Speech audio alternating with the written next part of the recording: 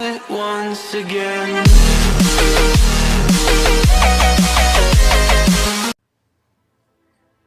Hello guys, welcome to your own YouTube channel. मेरा नाम है पृथ्वी और आप सबका स्वागत है आपके अपने यूट्यूब चैनल पे। दोस्तों, आज का ये वीडियो मेरे बहुत ही स्पेशल टीनेज फ्रेंड्स के लिए है। इस वीडियो में मैं कुछ ऐसी बातें बताऊंगा जो हमारे टीनेज से रिलेटेड है और कुछ प्रॉब्लम्स और कुछ सॉल्यूशंस और कुछ मेरे पर्सनल एक्सपीरियंसेस शेयर करूंगा। आई होप ये वीडियो आपके लिए बहुत काम आएगा। So without wasting your time, let's get started. Alright, so guys, basically teenage की हम जब बात करते हैं तो हमें एक बात तो पता होता है कि टीनेज में होती है बहुत सारी इश्यूज और बेसिकली होता है प्यूबर्टी चेंजेस। इसे हम प्यूबर्टी चेंजेस कहते हैं। और इस प्यूबर्टी चेंजेस के दौरान हमारे बॉडी में काफ़ी सारे हॉर्मोन्स सीक्रेट होते हैं और उसकी वजह से बहुत सारे इश्यूज होते हैं, बहुत सारी कॉम्प्लिकेशंस होते हैं, pimples, acnes, lack of confidence, failure और स्ट्रेस तो पूछो मत, बिल्कुल भी। बट मेरा ऐसा मानना है कि दुनिया में ऐसी कोई भी प्रॉब्लम नहीं है जिसका सोल्यूशन नहीं होता।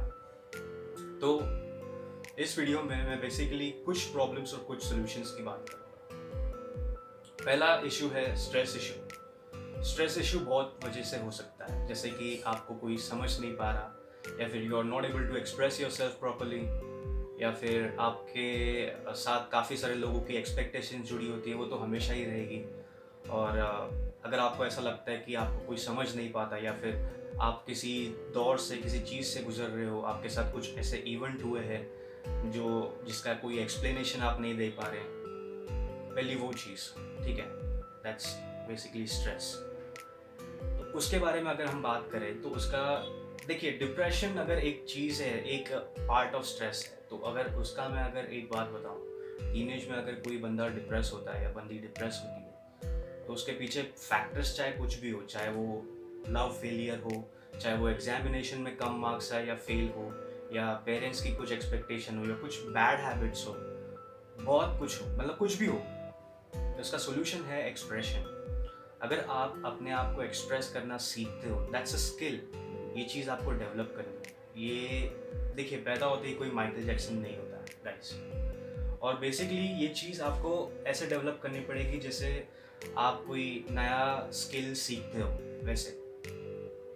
अगर आपने एक बार अपने आप को एक्सप्रेस करना सीख लिया तो आपकी आधी प्रॉब्लम्स वैसे ही सॉल्व हो जाएगी, क्योंकि आधी से ज़्यादा प्रॉब्लम्स तब शुरू होती है जब भी हम अपने अंदर के बातों को एक्सप्रेस नहीं करते। When we suppress our emotions, हमारे इमोशंस को हम जब सप्रेस करते हैं तो वही इमोशंस हमें डायरेक्ट करते हैं कुछ दूसरी चीज़ों की तरफ, जैसे एडिक्शन या फिर कोई भी तरह का एडिक्शन, स्मोकिंग, ड्रिंकिंग, व्हाटएवर। तो एक गलत चॉइस होती है, एक सही चॉइस होती है, बेसिकली दो चीज़ें होती हैं। और प्रॉब्लम ये होती है कि हमें गाइडेंस कोई करने वाला नहीं होता बहुत सारे लोगों को, और अगर कोई गाइडेंस करता भी है तो वो ऐसे गाइडेंस करते हैं जैसे आप उनकी बातें समझ पाए, but there is something missing, एक ब्रिज मिसिंग होता है। अगर आप इस बारे में, अगर आपके पर्सनल प्रॉब्लम्स के बारे में अगर आप अपने पेरेंट्स से डिस्कस करते हो तो आपको तो पता ही है कि एज डिफरेंस की वजह से शायद वो आपकी प्रॉब्लम ठीक से नहीं समझ पाते, और उनके एक्सपीरियंसेस की वजह से आप उनकी बातों को नहीं समझ पाते हैं। तो we need a bridge in between, एक ब्रिज की ज़रूरत होती है। जैसे फॉर एग्जांपल, एक चाइनीज़ इंसान इंडियन से कैसे कम्युनिकेट करेगा? इंग्लिश के थ्रू, राइट? बिकॉज इंडियन को हिंदी आती है, चाइनीज़ को चीनी आती है, तो वो लोग के बीच में एक ब्रिज होना चाहिए, राइट, कम्युनिकेशन के लिए। वैसे ही एक ब्रिज जिसे हम काउंसलर कहते हैं, वो काउंसलर का होना बहुत ज़रूरी है। अगर वो काउंसलर आपके ज़िंदगी में नहीं है, ज़रूरी नहीं है कि आपको किसी साइकेट्रिस्ट के पास जाके ही काउंसलिंग करवानी है। कोई भी हो सकता है, आपका कोई बेस्ट फ्रेंड हो, लेट इट बी गर्लफ्रेंड, या फिर गर्लफ्रेंड नहीं हो तो भी चलेगा, बट कोई एक बेस्ट फ्रेंड जो आपकी उस टीनेज से गुजरा है और आपके मॉम डैड के एज से थोड़ा छोटा है, तो वो इंसान for example let's say 23, 24 years, 25 years, 26, ऐसे कुछ लोगों से आप मिल सकते हो जो टीनेज से गुजरे हैं। आपके कोई भी फ्रेंड सर्कल में कोई भी हो सकता है।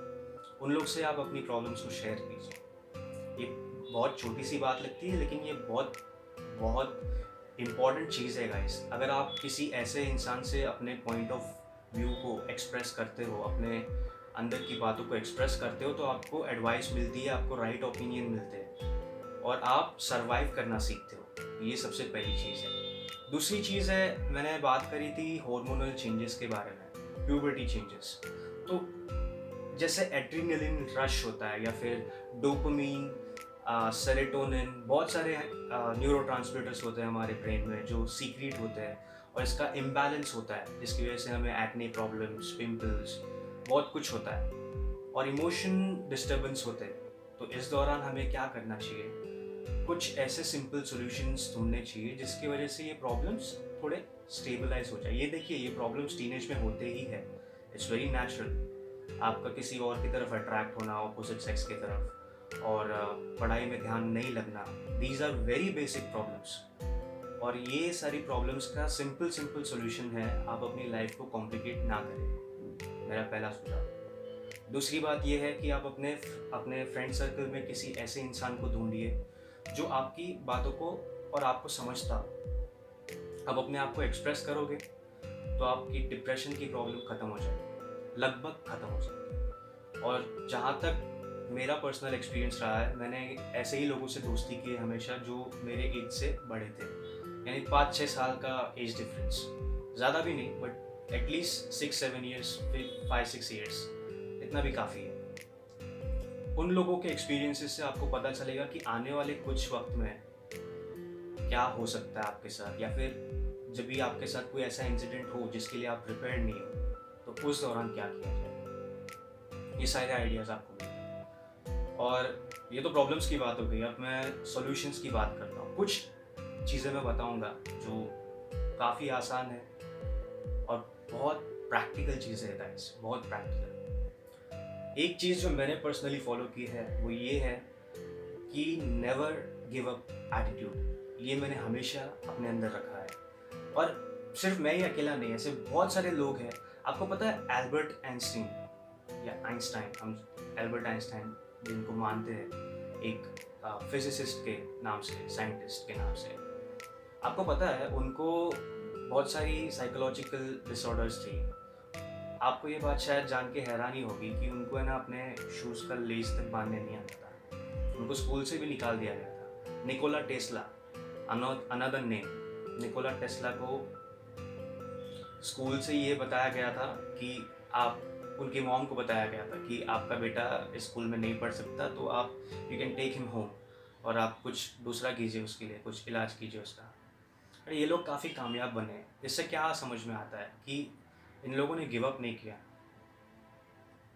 फर्स्ट थिंग, सेल्फ कॉन्फिडेंस आप डेवलप कीजिए, वो चाहे कैसे भी हो। उसकी एक सिंपल सी टेक्निक बताता हूँ। आप आज के दिन एक गोल सेट कीजिए, छोटा, बहुत छोटा, जिसे बोलते हैं ना कि आप अचीव कर सकते हो।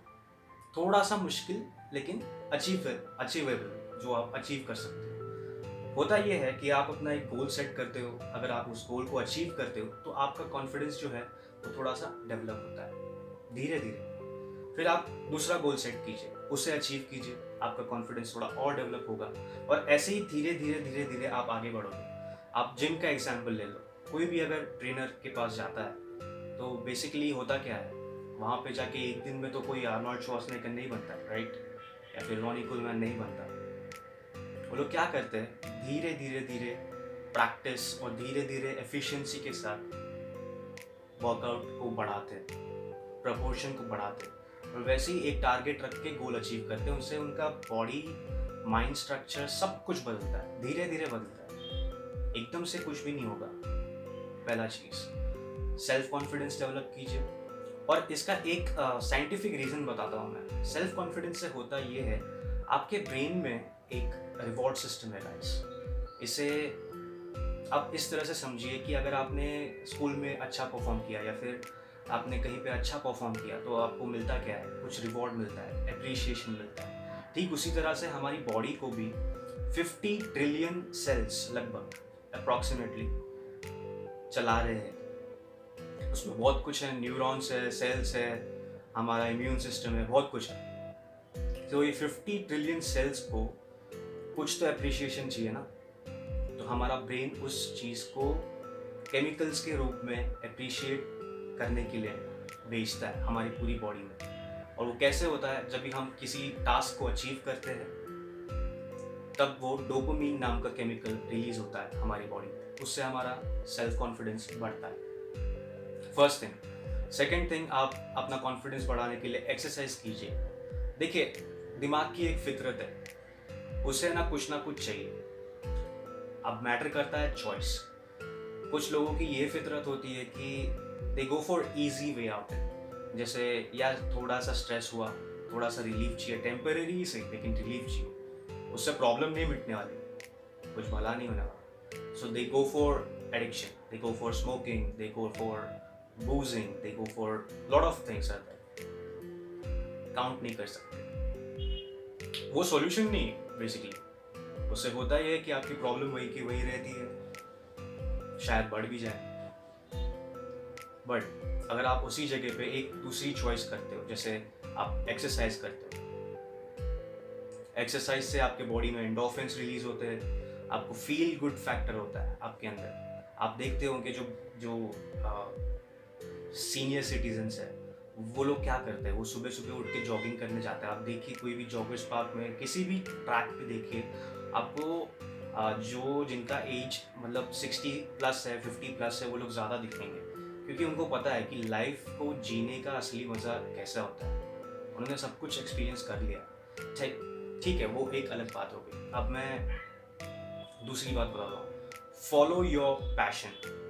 ये पॉइंट बहुत बहुत बहुत ज़रूरी है। आपका जो भी पैशन हो, चाहे वो सिंगिंग हो, डांसिंग हो, एक्टिंग हो, it could be art, any sort of art, like आप स्केच करते हो या फिर पेंटिंग आपको पसंद है, आप म्यूजिक कंपोजर हो, आप सिंगर हो, कुछ भी XYZ, it could be anything. तो आप अपने पैशन को फॉलो कीजिए। उससे क्या होगा, उससे भी आपको फील गुड फैक्टर आएगा, और वो फील गुड फैक्टर बहुत इंपॉर्टेंट है। वो आपको मोटिवेट हमेशा अंदर से करता रहेगा। सी बेसिकली इसे साइंटिफिकली 2 टर्मिनोलॉजीज में बताते हैं। ये वीडियो कुछ ज़्यादा लंबा ना हो इसलिए मैं शॉर्ट में निपटाता हूँ। एक इंट्रेंसिक होता है और एक एक्सट्रेंसिक होता है। These are all motivational factors. Intrinsic basically ये होता है कि हम अपने अंदर से मोटिवेशन को क्रिएट करते हैं, और एक्सट्रेंसिक जैसे उसके नाम से ही पता चलता है, हम मोटिवेशन के लिए बाहर के फैक्टर्स पे डिपेंड करते हैं। तो इंट्रेंसिक मोटिवेशन क्रिएट कीजिए। आप इंट्रेंसिक फैक्टर्स एस्पेक्ट्स को जगाइए अपने अंदर से, ताकि मोटिवेशन के लिए आपको किसी और पे डिपेंड ना होना पड़े। अंदर से मोटिवेशन है, अंदर से। तो 2-3 चीज़ें आप कर सकते हैं। और तीसरी एक बहुत ही इम्पोर्टेंट चीज़ है गाइस, आप कुछ भी मिस आउट कर लेना, लेकिन एक चीज़ कभी मिस आउट नहीं करना, वो है नेवर गिव अप एटीट्यूड। ये चीज़ आपको कोई नहीं बताएगा। मैं एक छोटा सा एग्जाम्पल बताता हूँ। अगर आप किसी एग्ज़ाम में फेल हो जाओ तो क्या इसका मतलब ये है कि आप कभी पास नहीं होगे, या फिर आपकी सारी लड़ाई ख़त्म हो चुकी, you have done for all? I mean, is it that way? ऐसा नहीं होता।